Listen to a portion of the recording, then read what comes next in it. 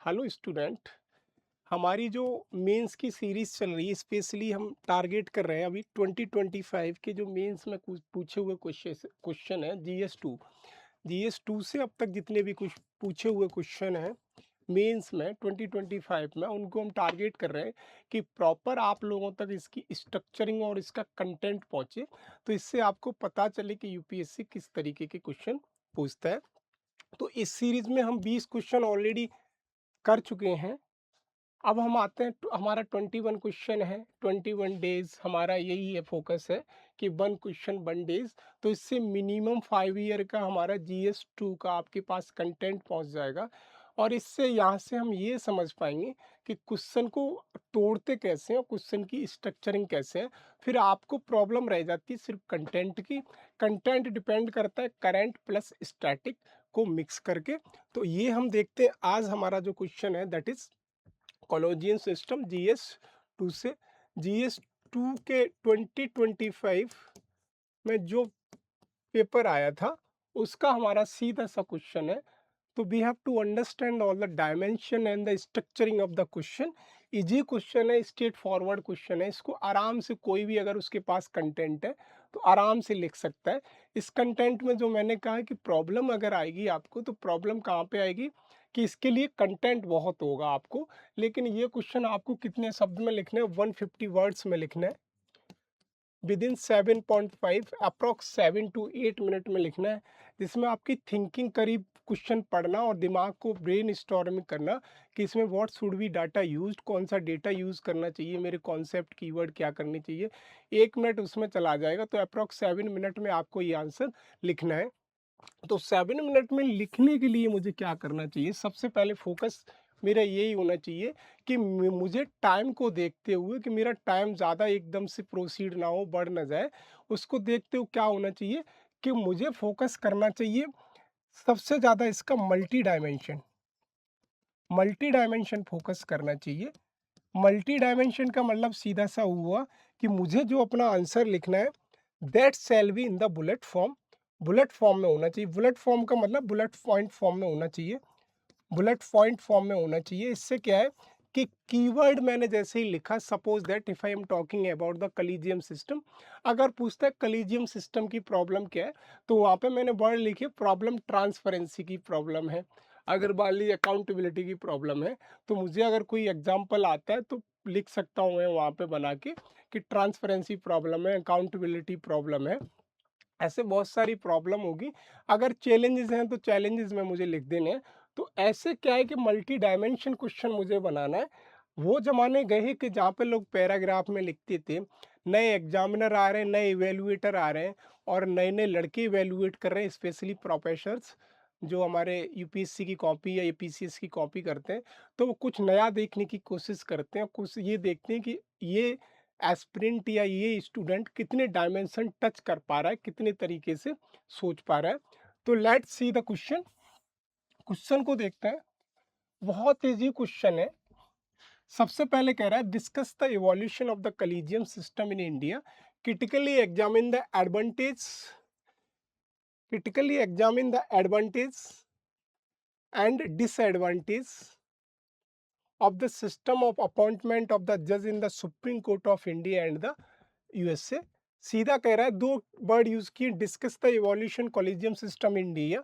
कि collegium system का मतलब हमारे यहाँ जो अपॉइंटमेंट जज होते हैं उनका एक सिस्टम है, that is called collegium system.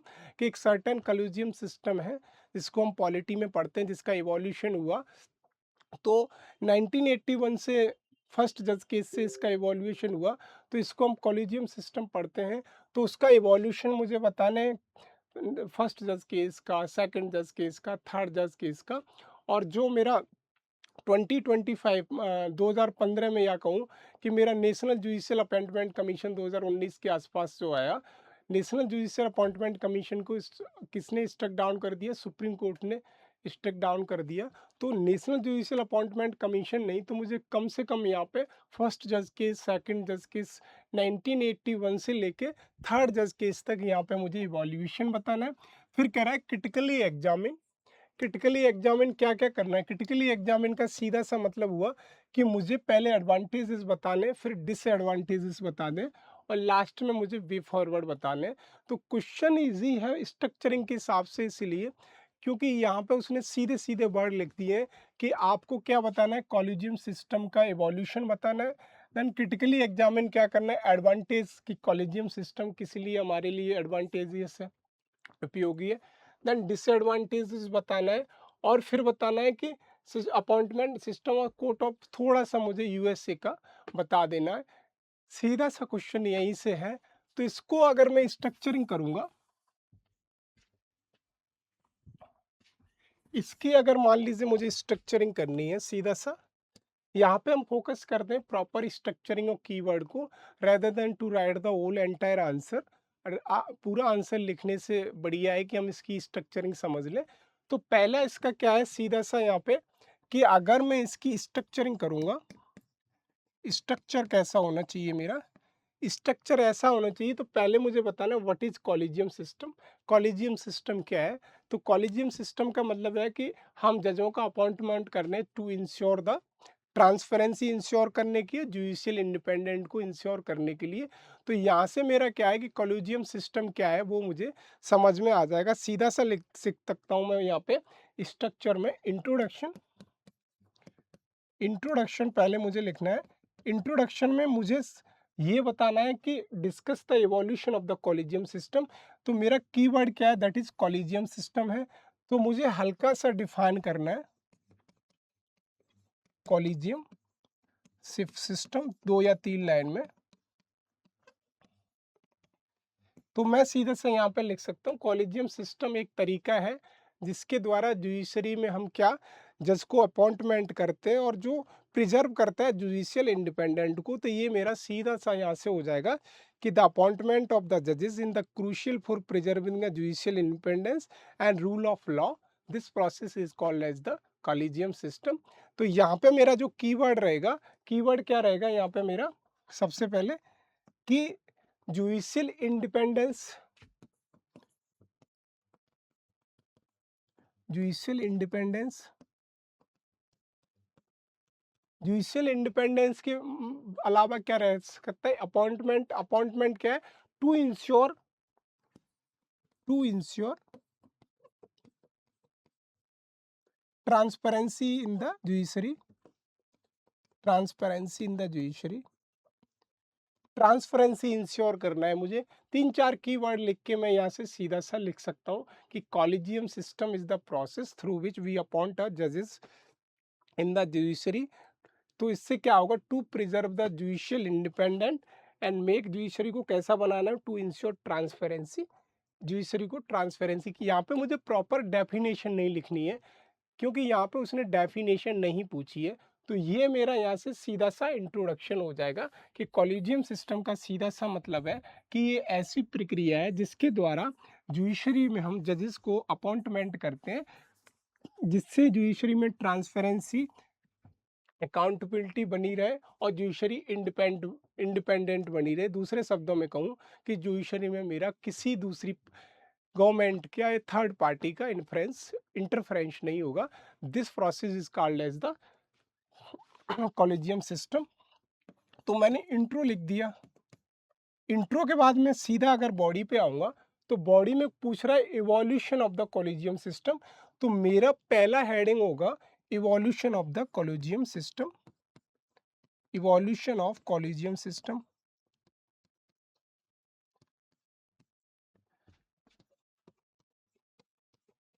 Collegium system का इवोल्यूशन है कैसे हुआ ये मुझे यहाँ पे सारा बताना है फर्स्ट जज केस से मिलके, या कॉन्स्टिट्यूशन का आर्टिकल में 214 या 200 मैं क्या आर्टिकल 124 और 217 भी बता सकता हूँ यहाँ पे, जिससे क्या कॉन्स्टिट्यूशन मेंशन करता है regarding the appointment of the जजेस इन द जुडिशरी। तो फिर मैं उसके बाद बताऊंगा 1981 का फर्स्ट जज केस, फिर उसके बाद मैं बताऊंगा 1993 का सेकंड जज केस, और लास्ट में बता सकता हूँ 1998 का थर्ड जज केस। तो यहाँ से मेरा क्या है कि evolution of the collegium system पता चल जाएगा। और फिर मैं इसी के बाद मैं लिखूंगा एडवांटेज इज, फिर पूछ रहा है क्रिटिकली एग्जामिन। तो क्रिटिकली एग्जामिन में सबसे पहले उसने क्या पूछा, advantage of the collegium system. Advantage क्या है, एडवांटेज मुझे बताने, एडवांटेज बताने के बाद 4 से 5 एडवांटेज बताने मुझे, फिर डिसएडवांटेज बता देने, फिर डिसएडवांटेज मुझे बता देने कॉलेजियम सिस्टम की, कि कॉलेजियम सिस्टम की क्या क्या डिसएडवांटेजेस हैं। फिर उसके बाद मुझे बता देना थोड़ा सा कि यूएसए का पैटर्न क्या है अपॉइंटमेंट ऑफ द जजेस, जुडिशली अपॉइंटमेंट का, क्योंकि उसने स्पेशली वर्ड पूछा USA, supreme court of India and the USA. तो यूएसए में डिसएडवांटेज क्या है हल्का सा बताना है मुझे, मेन फोकस मेरा रहना चाहिए किस पे, अपने इंडियन उस जुडिशियल सिस्टम पे, कॉलेजियम सिस्टम पे। तो इसको एक एक करके हम सारी चीजें देखने की कोशिश करते हैं।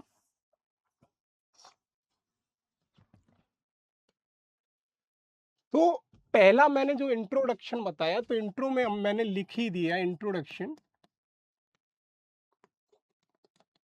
इंट्रोडक्शन मैंने लिखा, उसमें कहा कि collegium system is a process through which we appoint, क्या करते हैं, अपॉइंट करते हैं जजेस को in the judicial system and to maintain a transparency and independency of the judiciary, judiciary की ट्रांसपेरेंसी और इंडिपेंडेंसी मेंटेन करने के लिए। देन बॉडी पे मेरा दूसरी एडिंग क्या होगी कि evolution of the, evolution of, evolution of collegium system, collegium system।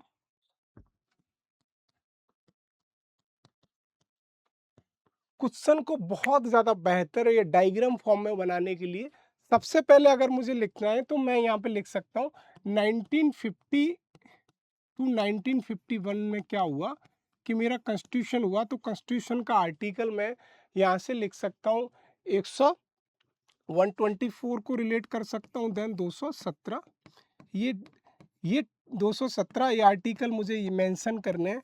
Evolution में फर्स्ट फेज है मेरा कि यहाँ से क्या है कि यहाँ से मेरा अपॉइंटमेंट ऑफ द जजेस शुरू होता है with the help of the article.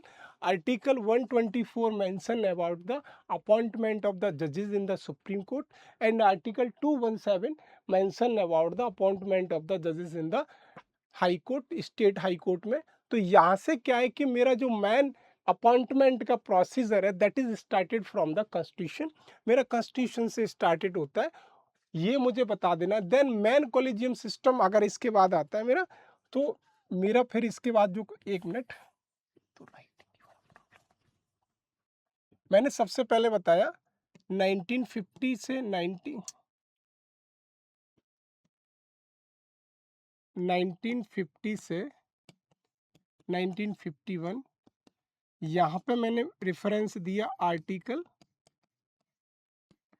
124 and article 217 का रेफरेंस दिया अपॉइंटमेंट। फिर उसके बाद मैं वे फॉरवर्ड करूँगा, फिर दूंगा 1981 का इवोल्यूशन क्या हुआ। 1981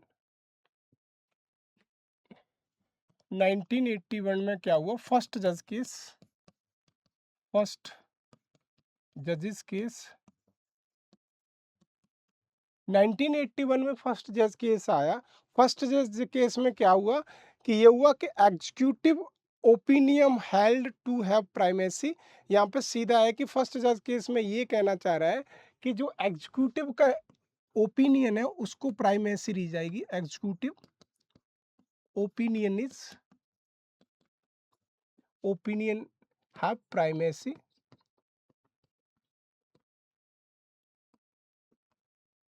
प्राइमेसी। सीधा सा मैं यहाँ कहना चाह रहा हूँ कि 1981 में जो फर्स्ट जज केस आया उसका डिसीजन ये था कि regarding the appointment of the जजेस, जो कॉलेजियम सिस्टम है उसमें जो एग्जीक्यूटिव है, एग्जीक्यूटिव जैसे लेजिस्लेचर एग्जीक्यूटिव, उसका ओपिनियन को प्रायोरिटी दी जाएगी। ये 1981 का फर्स्ट जज केस। उसके बाद मेरा आया 1993 का, 1993 का सेकंड जज केस, सेकंड जज केस। इसमें सीधा सा ये कह रहा है कि यहाँ पे जो अगर प्राइमेसी दिया जाएगी, opinion of the chief justice of India को प्राइमेसी दी जाएगी। तो मैं कीवर्ड फॉर्म में बता रहा हूँ कि इसमें बहुत ज़्यादा वर्ड्स हैं, इसे लिखोगे कैसे। तो 1993 या 1992 का जो था, उसमें ये केस आया, तो उसमें ये कहा कि opinion of chief justice of India have primacy.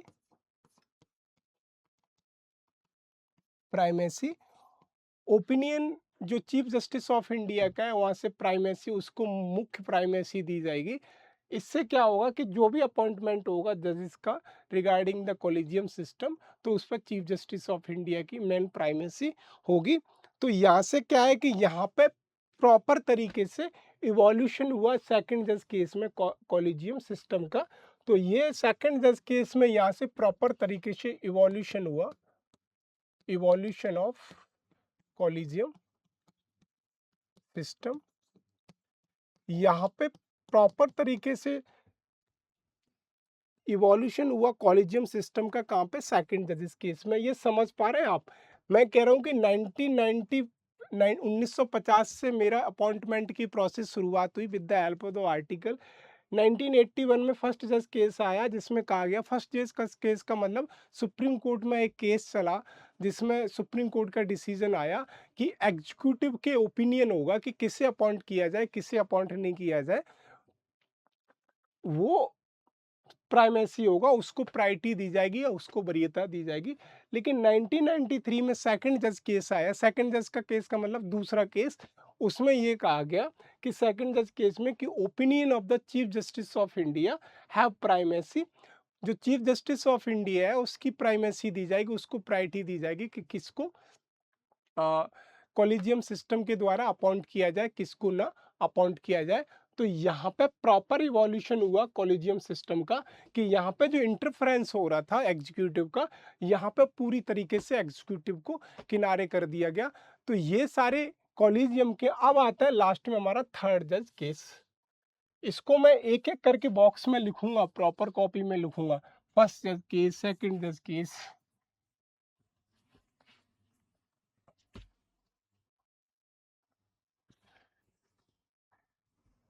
अब मेरा जो थर्ड जज केस है,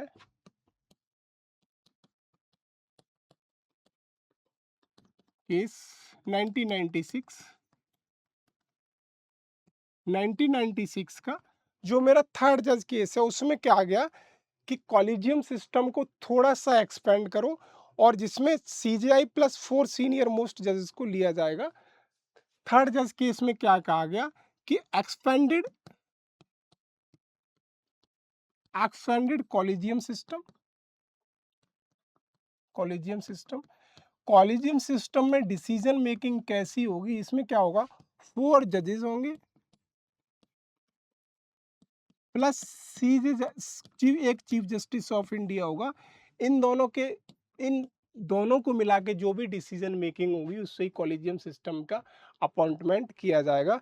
तो ये यहाँ से सीधा सा एक प्रोसेस निकल के आ रही, इवोल्यूशन, सीधी सी evolution of the collegium system हुआ। अब अगर लिखना चाहो तो इसमें ये लिख सकते हो कि जो 2015 का मेरा नेशनल जुडिशियल अपॉइंटमेंट कमीशन आया, उसमें क्या कहा गया कि इसमें एग्जीक्यूटिव का भी इंटरफेरेंस होगा। आल्दो वो धीरे धीरे सुप्रीम कोर्ट ने क्या किया, सुप्रीम कोर्ट ने क्या किया, उसे जुडिशियल रिव्यू किया और उसको स्टक डाउन कर दिया, नल एंड वॉइड घोषित कर दिया, जिससे हम 99 कॉन्स्टिट्यूशनल अमेंडमेंट भी पढ़ते हैं। तो मेरा यहीं तक ये क्वेश्चन इवोल्यूशन खत्म हो जाता है। तो इसमें मुझे सीधा सा मेंशन करना है। कैसे मेंशन करूंगा, अगर मेरा पेज है तो मैं इस पे इसलिए जोर दे रहा हूँ, ऐसे क्वेश्चन में डेटा बहुत ज़्यादा होता है मेरे पास और बहुत ज़्यादा लिखने को होता है। तो कैसे कीवर्ड, तो पहले मुझे लिखना है कहाँ से कि ओरिजिन मेरा 1951 से 1951 तक, 1950 से 1951 तक, जहाँ पे मुझे अपॉइंटमेंट ऑफ आर्टिकल 124 और आर्टिकल 217 को मेंशन करना है, ऐसे बॉक्स में बंद कर देना है। फिर मुझे क्या लिखना है, फर्स्ट जज केस, फर्स्ट जज केस जो मेरा हुआ 1981, देन फर्स्ट जज केस का मुझे लिखना है सीधा सा यहाँ पे सेकंड जज केस, जजेस केस सेकंड जज केस जो मेरा हुआ 1993 में, और फिर लास्ट में मुझे यहाँ पे लिख देना है कैसे, नीचे भी वर्टिकल में भी लिख सकता हूँ, हॉरिजेंटल में भी लिख सकता हूँ, कोशिश करिएगा कि आप इसको हॉरिजेंटल लिखें। लास्ट में मेरा आएगा थर्ड जज केस। थर्ड जज केस मेरा 1996 में हुआ। यहाँ पे 4 सीनियर मोस्ट जजेस प्लस 1 सीजेआई को किया गया। ये मेरा पूरा इवोल्यूशन है। इसमें मैं सीधा सा 2-2 3-3 लाइन लिखूंगा। यहाँ पे लिखूंगा फर्स्ट जज केस में प्राइमेसी किसको दी गई, एग्जीक्यूटिव को। एग्जीक्यूटिव का ओपिनियन होगा शैल बी बाइंडिंग तो नहीं, लेकिन shall be considered as a primacy. Primacy उसको प्राइमेसी दी जाएगी। सेकंड जज केस 1993 में आया, उसमें कहा गया कि नहीं, चीफ जस्टिस ऑफ इंडिया का जो भी डिसीजन होगा शैल be considered as the primacy first. Third जज केसेस आया उसमें 1996 में, उसमें क्या आगा, 4 जजेस सीनियर मोस्ट जजेस of the supreme court plus chief justice of India का डिसीजन होगा with the general consensus that shell be considered as the final decision. तो ये हमारा evolution of the collegium system का सीधा यहाँ से हो जाता है। अब आता है कि कॉलेजियम सिस्टम के एडवांटेजेस क्या है। यहाँ पे पूछ रहा है दूसरा, एडवांटेजेस डिसएडवांटेजेस। इसको हम 2 तरीके से लिख सकते हैं। कोशिश करिएगा ऐसे क्वेश्चन को कि आप बीच में एक लाइन खींचो ऐसे करके, और यहाँ पे लिख सकते हो, एक लाइन मैंने बनानी है। यहाँ पे क्या लिखना है मुझे, advantages, advantages and disadvantages, advantages of collegium, collegium system. क्योंकि उसने एक तरीके से कंपेयर करके पूछ रहा है कि क्या एडवांटेजेस हो सकते हैं, क्या डिसएडवांटेजेस। तो यहाँ पे मैं लिख दूंगा एडवांटेजेस, एडवांटेजेस, एक तरफ लिख दूंगा डिसएडवांटेजेस। तो इससे क्या है, मेरे ज़्यादा पेज भी नहीं खराब होंगे, और मेरे ज़्यादा से ज़्यादा क्या है ना कि मेरे ज़्यादा से ज़्यादा पॉइंट आ जाएंगे। तो पहला तो यही है कि मेरे सबसे ज़्यादा एडवांटेजेस क्या है। तो पहला advantage of the collegium system सीधा सा मेरा यही है कि सबसे पहले ensure judicial independency, judicial independency को इंश्योर करता है। तो पहला होगा ensure judicial, ensure judicial independency. किससे इंडिपेंडेंसी करता है, from the executive, from executive. जो मेरी एग्जीक्यूटिव है, कार्यपालिका है, उसका कॉलेजियम सिस्टम में कोई भी इंटरफेरेंस नहीं होता। तो यहाँ से सीधा पहला एडवांटेज मुझे मिल जाता है कि यहाँ का कि मेरी जुडिशरी बिल्कुल इंडिपेंडेंस तरीके से, बिल्कुल स्वायत्त तरीके से काम करती है। दूसरा एडवांटेज क्या है, दूसरा एडवांटेज क्या है मेरा कॉलेजियम सिस्टम का, to protect the basic structure, to अरे to protect the basic structure. Basic structure of the constitution को कैसे करती है, basic structure of the constitution को ये करती है कि इसमें किसी भी गवर्नमेंट का इंटरफेरेंस नहीं रहता है, और हमारी जो भी कॉन्स्टिट्यूशनल बेंच है 5 की, 7 की, 9 की, वो कॉन्स्टिट्यूशनल बेंच इंडिपेंडेंस तरीके से डिसीजन मेकिंग करती है with the help of the judicial review. तो गवर्नमेंट का कोई भी इंडिपेंडेंस बाउंडेंसी यहाँ पे नहीं रहती है। तो हमारा जो basic structure of the constitution है उसको क्या करता है, प्रोटेक्ट करता है with the help of the judicial review. Then promote impartial, फिर कहते हैं कि promote impartial, impartial appointment, appointment of जजेस। इम्पार्शियल का मतलब कोई किसी का कोई भी यहाँ पे भेदभाव नहीं है, सीधा सा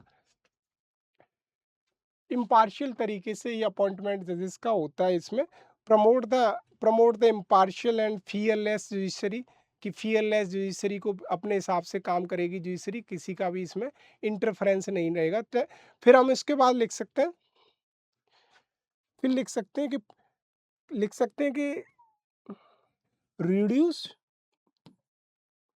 पॉलिटिकल इन्फ्लुएंस, पॉलिटिकल इन्फ्लुएंस कि जो पॉलिटिक्स पार्टी है वो इन्फ्लुएंस करती है, तो collegium system entirely based on the judiciary, judiciary के हाथ में होता है, उसमें किसी भी पॉलिटिकल पार्टी का इंडिपेंडेंस नहीं होता, तो पॉलिटिकल पार्टी का सीधा सीधा पॉलिटिकल इंटरफेरेंस को भी रिड्यूस करती है। ये हमारे सारे डिसएडवांटेज हैं। उसके अलावा हम लिख सकते हैं लास्ट में कि to strengthen the article 50 separation of power, article 15 को आर्टिकल 50 क्या कहता है, सेपरेशन ऑफ द पावर। तो आर्टिकल 15 का सीधा सा यहाँ पे मैं देख सकता हूँ कि to uphold the doctrine of separation of power, to uphold the doctrine of separation of power, separation of power को भी यहाँ से, तो ये 4 से 5 पॉइंट मेरे हो जाएंगे एडवांटेज ऑफ द किसके कॉलेजियम सिस्टम के। पहला है मेरा इंश्योर जुडिशियल इंडिपेंडेंसी और to protect the basic structure of the constitution, पूरा वर्ड में लिखूंगा क्योंकि यहाँ पे मैं कीवर्ड बता रहा हूँ with the help of the judiciary, जिसमें बहुत सारे लिख सकता हूँ। जैसे मैंने कहा जुडिशियल अपॉइंटमेंट कमीशन, एग्जांपल के लिए एनजेएसी यहाँ से लिख सकता हूँ कि एनजेएसी को सुप्रीम कोर्ट ने स्ट्रक डाउन कर दिया because NJAC was against the basic structure of the constitution। और फिर लिखता हूँ कि promote the impartial approach appointment of the judiciary या जजेस, जो जजेस का अपॉइंटमेंट होता है वो impartial बिल्कुल क्या पारदर्शी तरीके से होता है।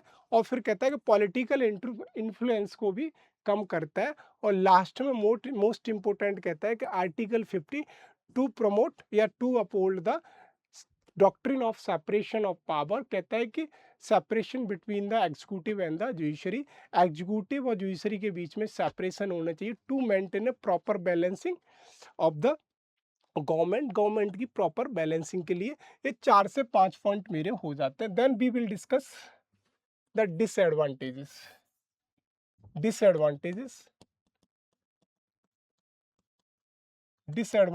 Of collegium system. तो कॉलेजियम सिस्टम के डिसएडवांटेजेस क्या हो सकते हैं? पहला तो है लैक ऑफ ट्रांसपेरेंसी,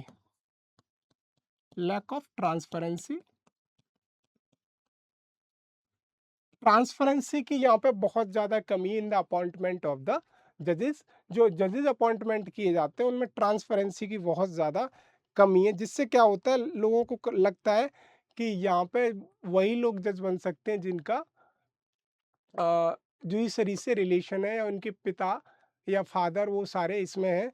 और दूसरा है कि ये प्रमोट करता है फेवरेटिज्म को, फेवरेटिज्म FAVO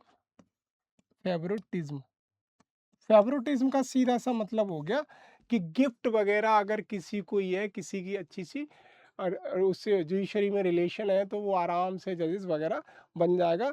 तो एलिगेशन कभी कभी लगते हैं कि फेवरेटिज्म को बढ़ावा देता है और यहाँ पे कोई भी फॉर्मल अकाउंटेबिलिटी नहीं है, नो फॉर्मल अकाउंटेबिलिटी, किसी जज की कोई फॉर्मल अकाउंटेबिलिटी नहीं है कि अगर अपॉइंटमेंट में कोई भी प्रॉब्लम आती है तो जज किसको अकाउंटेबल ठहराया जाए regarding the appointment of the judicial collegium system में।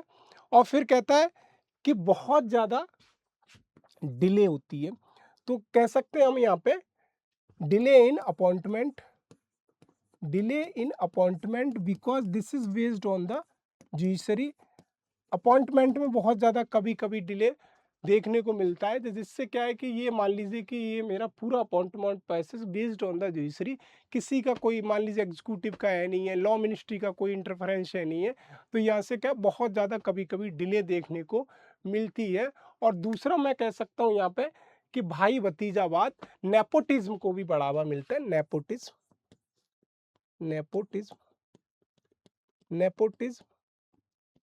यहाँ से मैं नेपोटिज्म डाल सकता हूँ। भाई भतीजावाद का मतलब कि आपने अक्सर देखा होगा कि अगर किसी का पिता अगर जजेस है तो उसके बेटे का भी नंबर आ जाता है, तो ऐसे करके नेपोटिज्म भाई भतीजावाद को भी यहाँ से बढ़ावा मिलता है। और लास्ट में एक और लिख सकता हूँ कि जो डाइवर्सिटी है, limited diversity in the appointment. Diversity का मतलब कि हमारे पास सिर्फ उतने ही लोग हैं 2000 इन द कॉलेजियम सिस्टम, उनके अलावा कोई भी इसमें अपॉइंटमेंट के काबिल नहीं है। तो ये हमारे advantages and disadvantages collegium system के हो जाते हैं। क्वेश्चन बहुत ज़्यादा बड़ा नहीं है, लेकिन मैं ज़्यादा एक्सप्लेन करने की कोशिश कर रहा हूँ।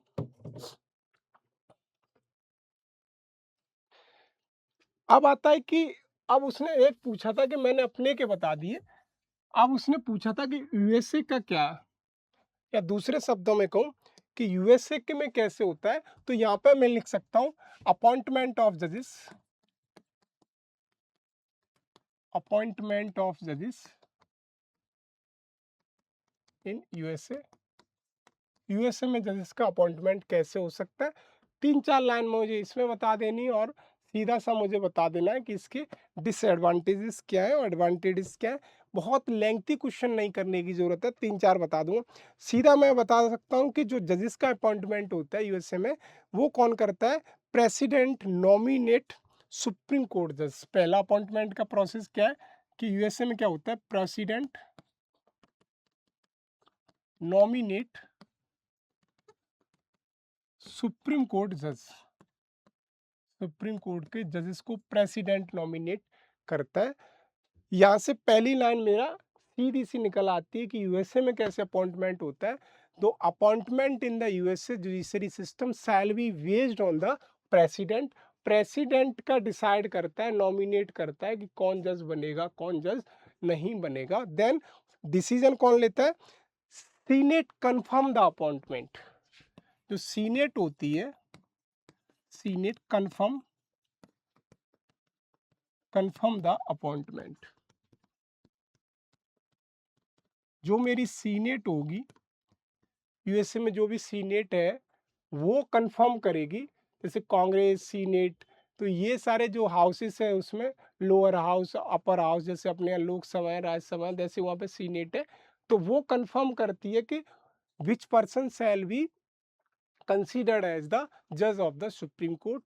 सुप्रीम कोर्ट का जज किससे कंसीडर्ड किया जाएगा,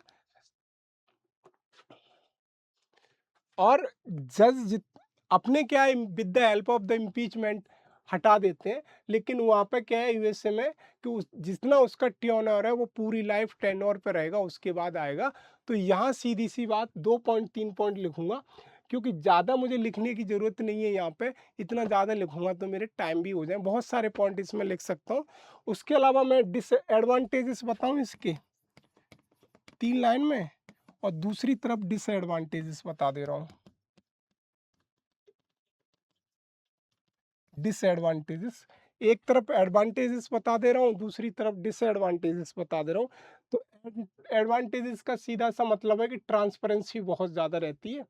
तो ट्रांसपेरेंसी कैसी है इसमें, ट्रांसपेरेंसी बहुत ज़्यादा है कहाँ पे, यूएसए में। और दूसरा क्या है, डेमोक्रेटिक अकाउंटेबिलिटी है,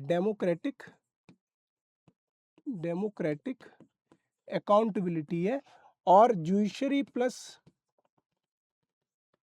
एग्जीक्यूटिव दोनों मिलकर करते हैं, तो दोनों अकाउंटेबल होते हैं। तो यहाँ से क्योंकि president is the part of the executive, तो प्रेसिडेंट यहाँ पे नॉमिनेट करता है। तो यहाँ से सीधा मेरा 2-3 पॉइंट यहाँ पे मैं लिख सकता हूँ।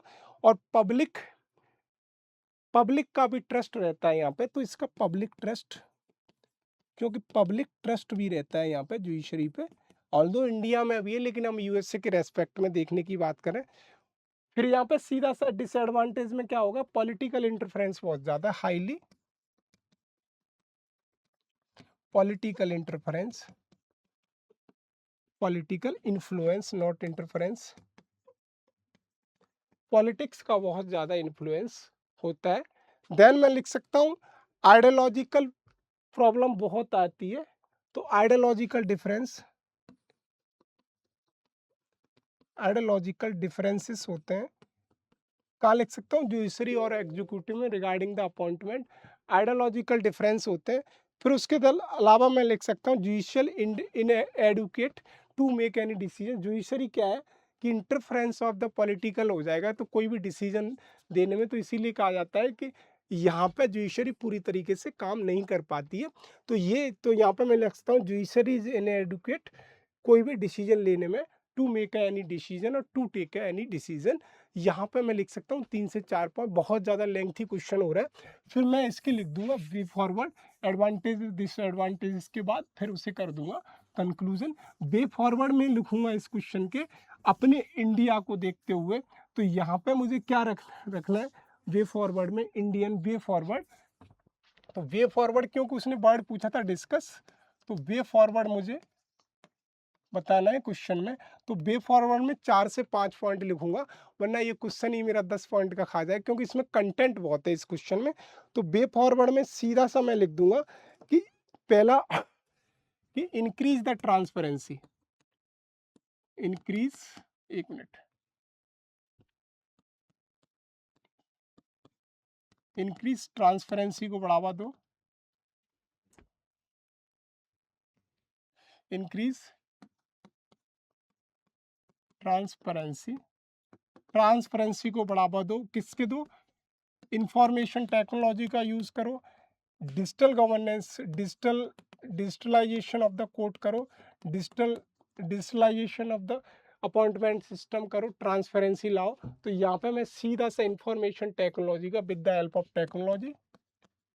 टेक्नोलॉजी प्लस डिजिटल कोर्ट या e court, with the help of the e court. तो यहाँ पे क्या है, ट्रांसपेरेंसी बढ़ाने की बात चल रही है। और फिर है कि हमें डिफाइन करना चाहिए, define the appointment criteria, appointment criteria.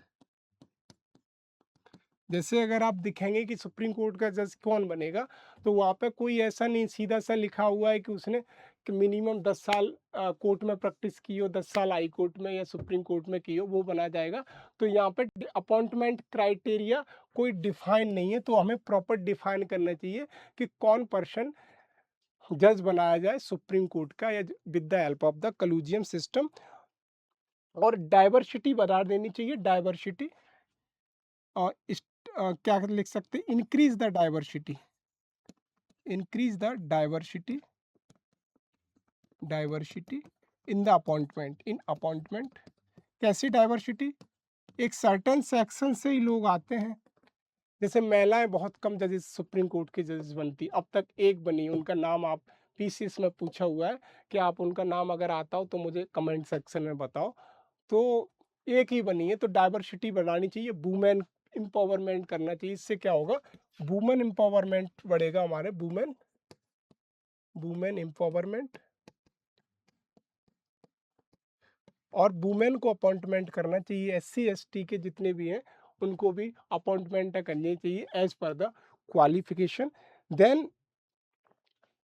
और ये है कि एस्टैब्लिश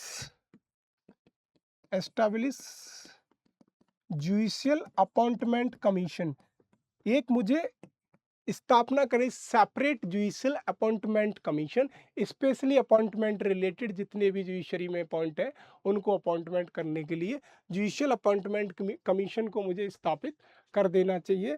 फिर उसके बाद मैं लिख सकता हूँ balance the judicial independence from the executive, और एग्जीक्यूटिव से balance the judicial independence, judicial independence from the executive, from the executive, ये फ्रॉम द एग्जीक्यूटिव। ये सारे 4 से 5 पॉइंट मेरे बे फॉरवर्ड हो जाएंगे। फिर लास्ट में मैं कंक्लूड कर दूंगा, कंक्लूड सीधा सा ये करूंगा मैं उसमें कि जो कॉलेजियम सिस्टम है, while the collegium system safeguard the judicial appointment but to maintain the transparency and accountability we have, मतलब वी हैव टू फोकस। और अगर मुझे कोई कमेटी आ रही है, सुप्रीम कोर्ट का कोई जजमेंट आ रहा है, अगर मान सेकंड एआरसी की मैं यहाँ से रिपोर्ट डाल सकता हूँ to maintain the transparency and accountability in the collegium system. तो उससे क्या आता है, ग्रेटर ट्रांसपेरेंसी मुझे बढ़ानी है, अकाउंटेबिलिटी बढ़ानी है। इसके लिए मुझे to strengthen the constitutional governance and public trust constitutional government. तो कंक्लूजन में मुझे क्या करना है, सबसे पहले सेकंड एआरसी ने क्या कहा कि अकाउंटेबिलिटी बढ़ानी चाहिए, ट्रांसपेरेंसी बढ़ानी चाहिए, किसके लिए, कॉन्स्टिट्यूशनल गवर्नमेंट को प्रमोट करने के लिए, कॉन्स्टिट्यूशनल गवर्नेंस को प्रमोट करने के लिए। ये सारे कीवर्ड मेरे होने चाहिए कि according to the second ARC, to strengthen the collegium system, we have to promote accountability, transparency to maintain the proper constitutional government। constitutional government को proper तरीके से चलाने के लिए और मेंटेन करने के लिए balance between the executive and the judiciary, हमें क्या है ना सेकेंड ARC की रिपोर्ट पर थोड़ा सा पढ़ना पड़ेगा। यहाँ से मेरा आराम से हो जाएगा। बहुत लिखने को कुछ भी लिख सकते हैं, लेकिन वही है कि अपना कीवर्ड होना चाहिए मेन, तो मेरा क्वेश्चन यहाँ से बन जाएगा। हमने इस पर टाइम बहुत ले लिया क्योंकि इसमें कंटेंट बहुत ज़्यादा था। ऐसे क्वेश्चन आजकल यूपीएससी पूछता है, आपका धैर्य, पेशेंस